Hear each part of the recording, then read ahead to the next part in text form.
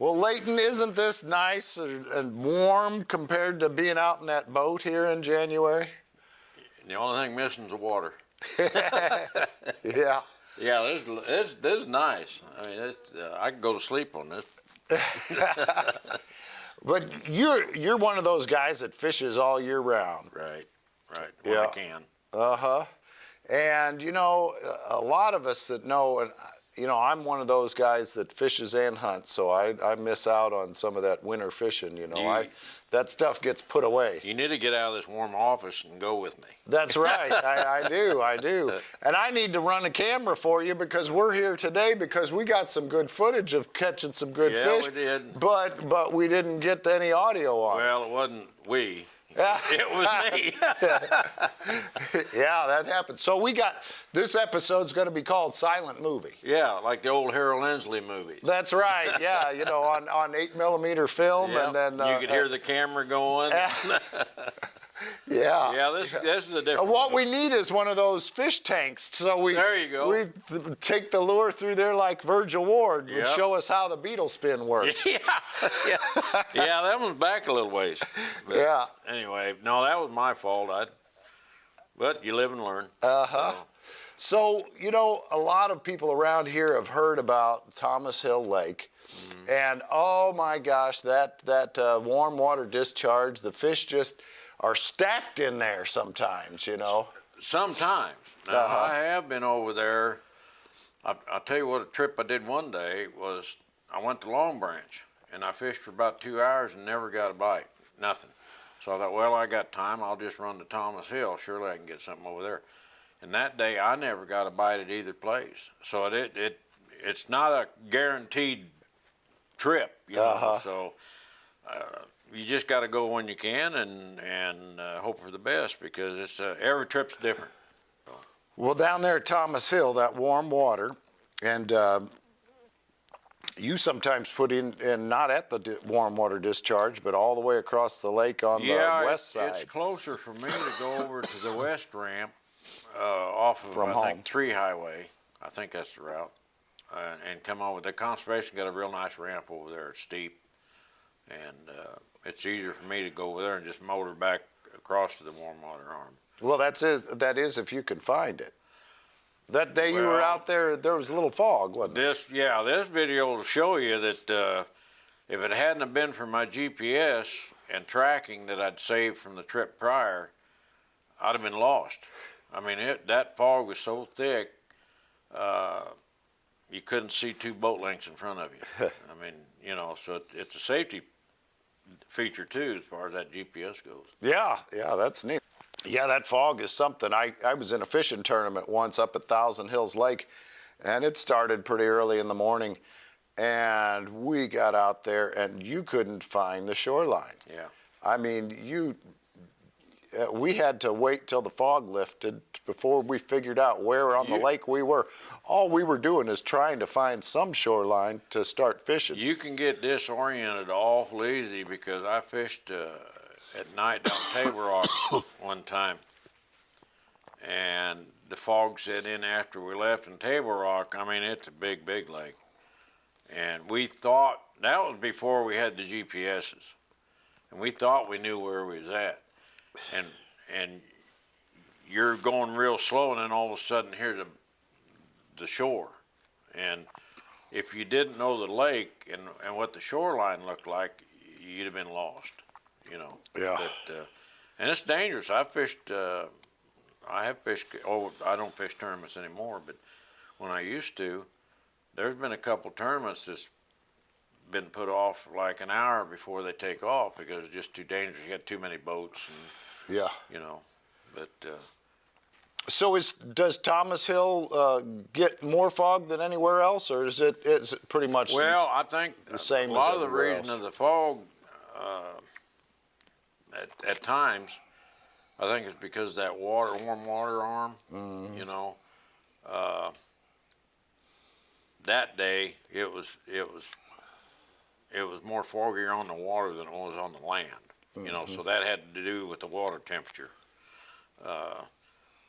As far as Thomas Hill being more foggy overall, no, I don't think it really is any different on the main lake.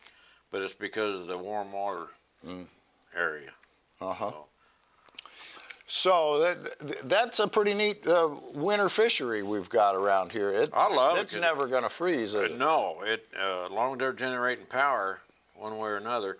I was just over there this last, what's today? Thursday, Sunday. I was over there 4 days ago, 5.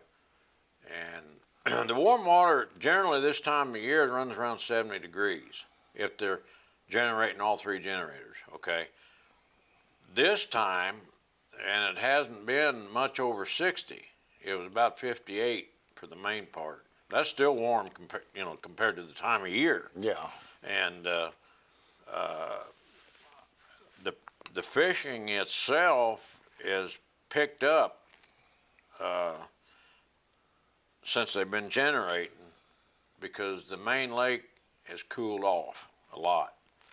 And I haven't been out in the main lake. It's open, but I haven't been out in there to check it. But the water temperature is probably 10 degrees at least difference. And it seemed like now that the fish are just kind of moving in there, Now, the best days down at Thomas Hill, you fish any day you can, right? Right. But when they're running the water good, is that usually better? Or I always thought that to be true, but I found out that it seemed like when they're running more current, then the way they tell me is that those generators have to keep moving all the time, regardless of whether they're generating power or not. So they're not really running warm water through there, but when all 3 generators are going, you assume that they're running power. But I have more luck, not so much as the warm water coming through as the current. Seems like when there's more current, it seems to be a little better. And then when it comes out of that chute, it goes straight across onto that little point, which you know where it's at. It splits. Okay, well, most of the current seems to go to the west than it does to the east. toward the main lake. Towards the main lake. And then in this video, when I was fishing off that point over there, you can throw one of these sassy shads or even a rattle trap type big eye shad, and it'll still take your bait. Not as fast as it would in the normal current, but especially a sassy shad, it'll run your bait right back towards your boat. So you can't see it most generally. You don't even know it's there until you throw something out in there, and then you'll see it run by the boat.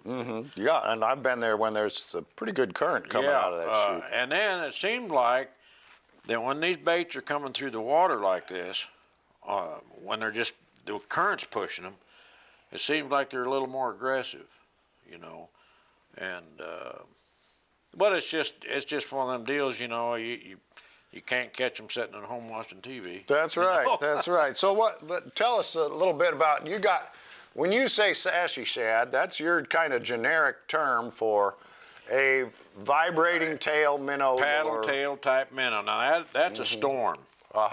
And it's got the lead already melted in. Yeah, molded into the head. Right. Yeah. And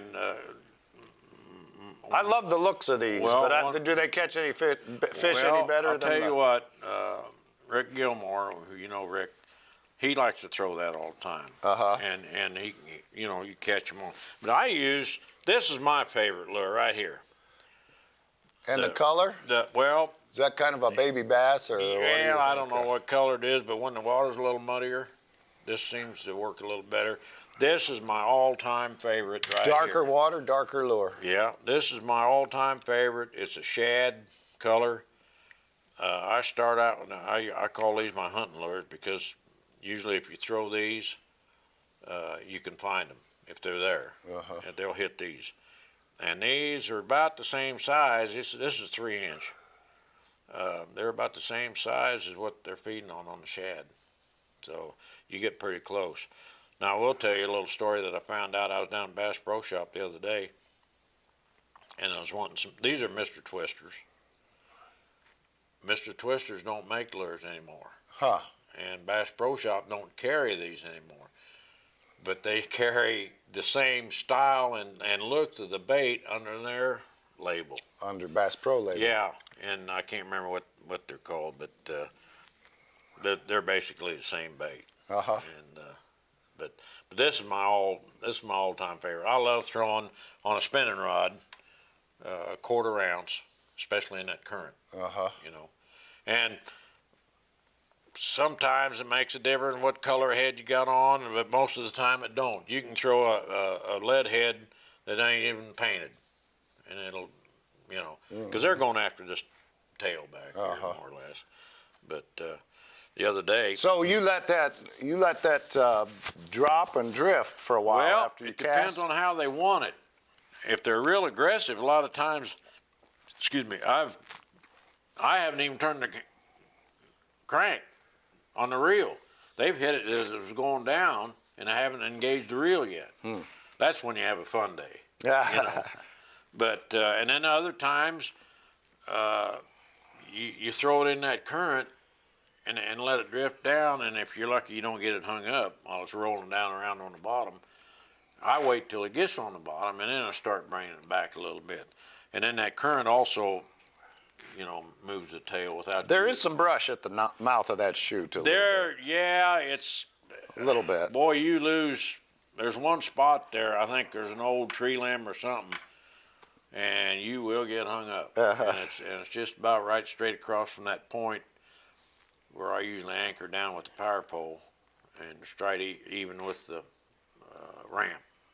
There's a big limb out there or something, because guys that fish with me and me too have lost crankbaits and Lots of stuff. Now you got one more little sassy shad, or that's your favorite. That's Leighton's term. It's always a sassy shad. No matter. Yeah. If it's got a paddle tail, it's a sassy. Yeah. So this is like a Roadrunner imitation. Yeah, or this is similar. This is what they call an underspin, and I've just started using these out in the deeper water, and I really don't have the luck that I do back with the 1/4 ounce. You know, it don't seem like the spinner's making all that much difference. But now maybe I may go there tomorrow and they just knock the heck out of these and not these. You know, it's just whatever you want to try. Leighton doesn't have a shortage for tackle in his boat. And I keep buying and I don't need them. But that was a downfall back in the 80s when I had my own tackle shop. Every time I'd order something for the store, I kept a little bit of it. Had to try it out. Yeah, and I still got it. And then the other lure choices you use are the lipless crankbait, we're going to call crankbait, it. Or rattle trap, to those who call a refrigerator a Frigidaire. Right. I mean, I call all of these rattle traps. They're not rattle traps, but this is a big eye shad made by Strike King. No difference in that body. I don't know if you'll be able to hear that or not. But this is the first model they come out with the rattles. The big eye. The big eye shad. This is the 1/4 or 1/2 ounce. Then they make a 1/4 ounce, which is a little smaller, and then they make the big ounce. I should have brought one of them.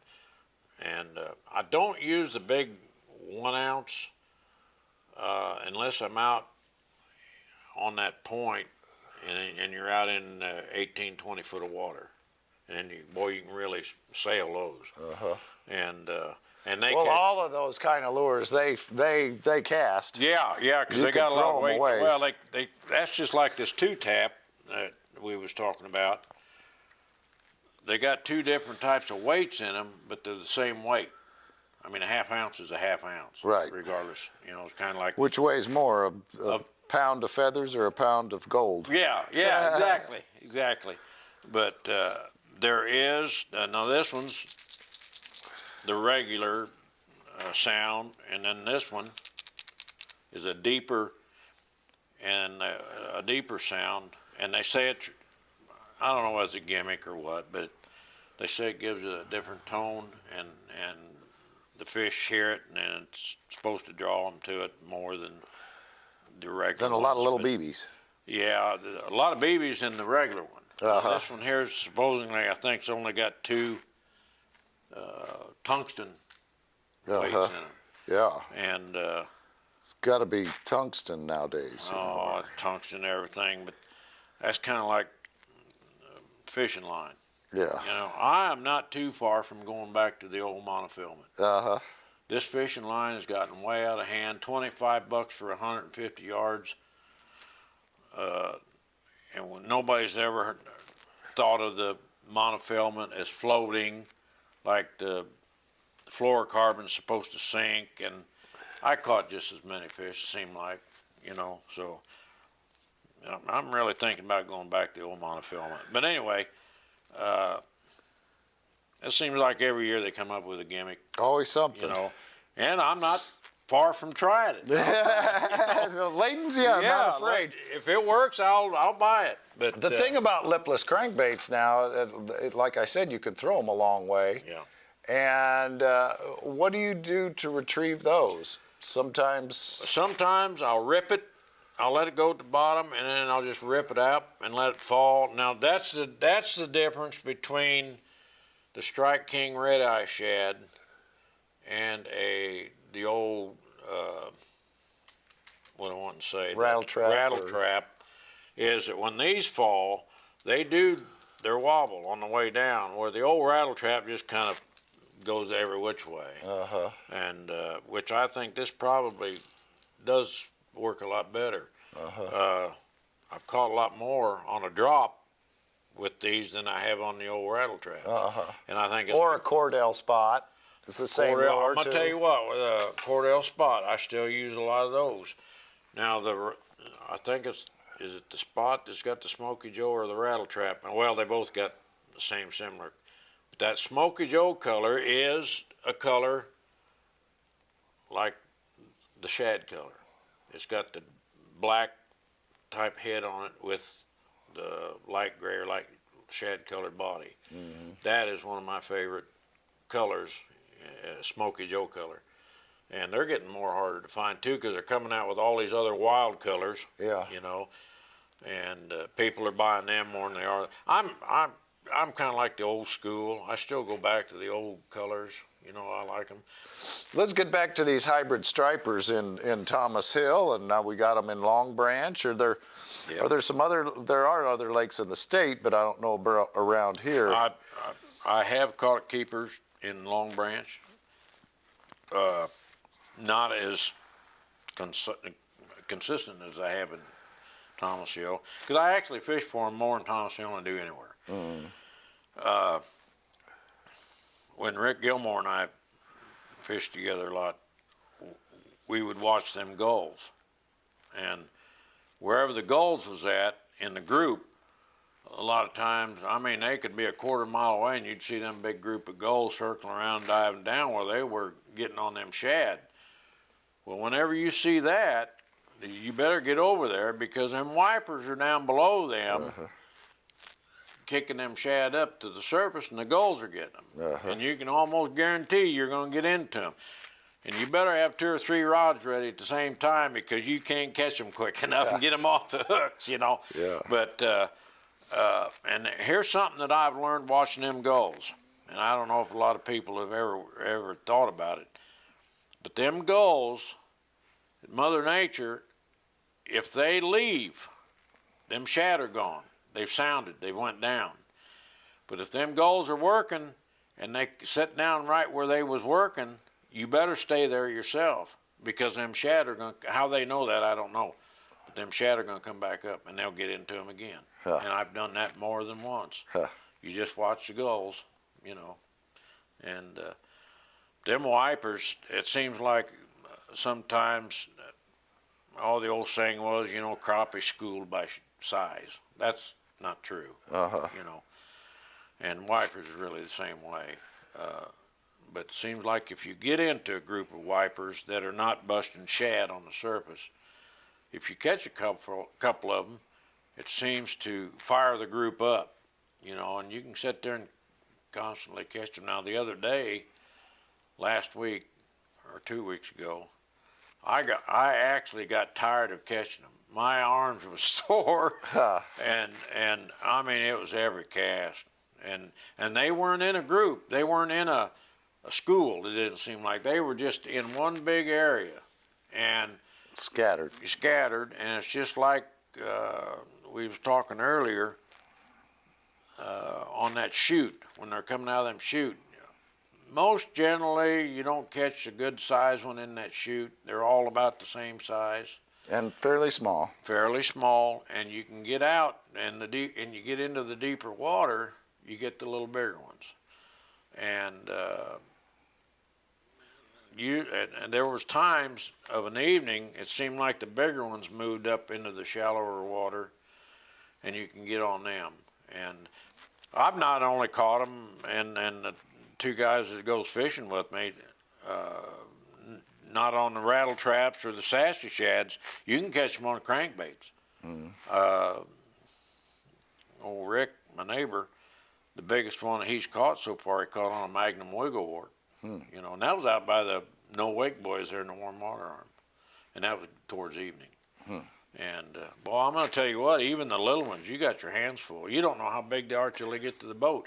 Them big ones, especially, you get one on, and it's running. They make long runs. You can usually tell when you get a good one on. They make long runs. The little fish, they'll run all over.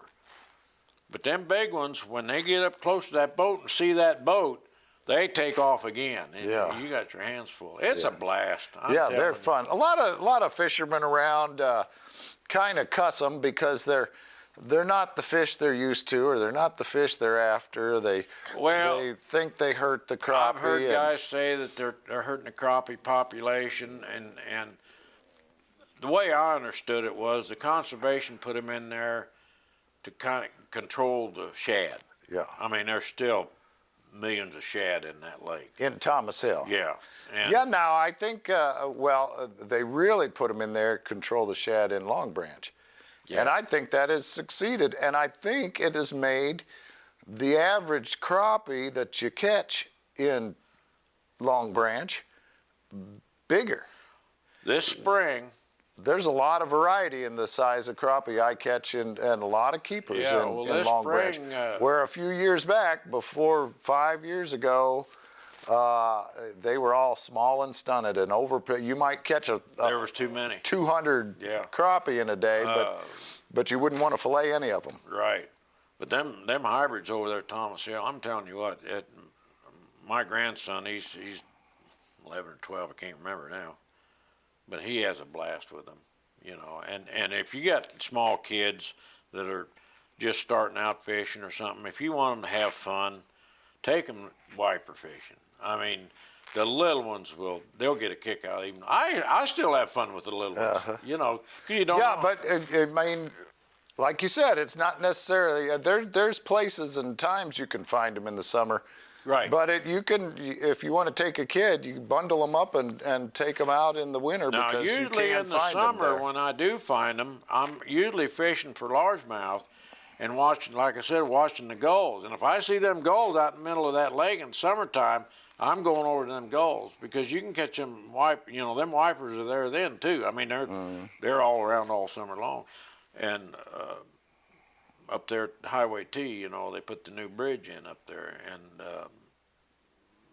there's some wipers up in there too, you know, because that channel that comes through there, that's deep out in there. It's over 20 foot in there.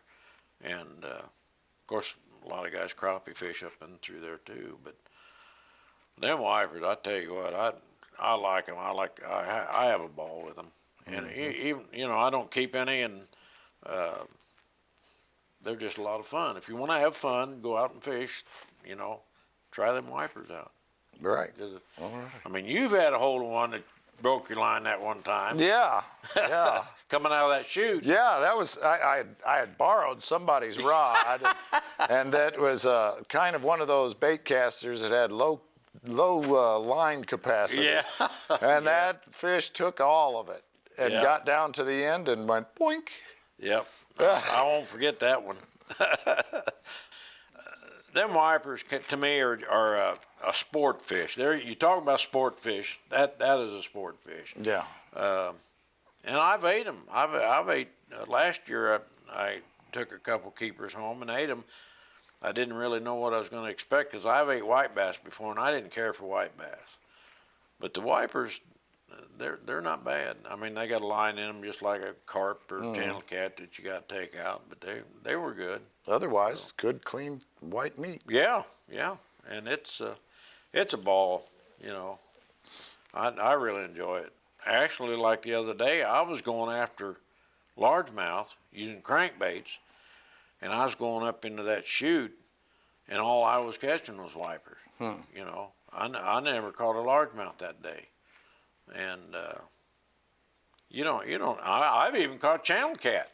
Yeah. On crankbaits. You probably have too at one time or another. Mm-hmm. And but it's just whatever's hitting, whatever type of lure, and like I said, there's been days I've changed 100 lures to try to get a bite. But I've seen you do it. yeah. So I like that hat you got. Oh yeah. This it says fishing a real sport. My neighbor, Junior Malloy, gave me that, and I really don't wear it much. I try to keep it as clean as I can. Anyway, he gave me that this summer, and the old fellow, him and his wife, Elaine, real good neighbors, and Junior passed away, and he was a good friend and a good neighbor, and he lives actually 3 doors down, or did live 3 doors down from me, and he was a character, but a really nice fella. And he brought me this last summer, and gave me this hat, and I'm gonna keep it as long as I can. I probably won't wear it fishing because I don't want to get it dirty, but Or have it fly off your head. yeah, I've lost more doing that. But anyway, old Junior, he was a real nice fella, good neighbor. So. Well, I want to thank you for going through the effort and filming for us, and hey, I enjoy it if I can do it right. And remember what I'm doing. That's part of the problem. Yeah, but, we need you to get a young protege and have him be your cameraman. Well, there's my problem. When I do get somebody, they want to fish. They don't want to run a camera. But anyway, it's as long as you're satisfied with it, I'm satisfied. I know we could do it a different way, but as long as it works out, you tell me when to whoa and go. So. All right. Well, have a nice one, and thank you. Well, I'm glad you invited me over. So it's winter time, and I'm retired, and I have no schedule. All right. Anyway, so okay.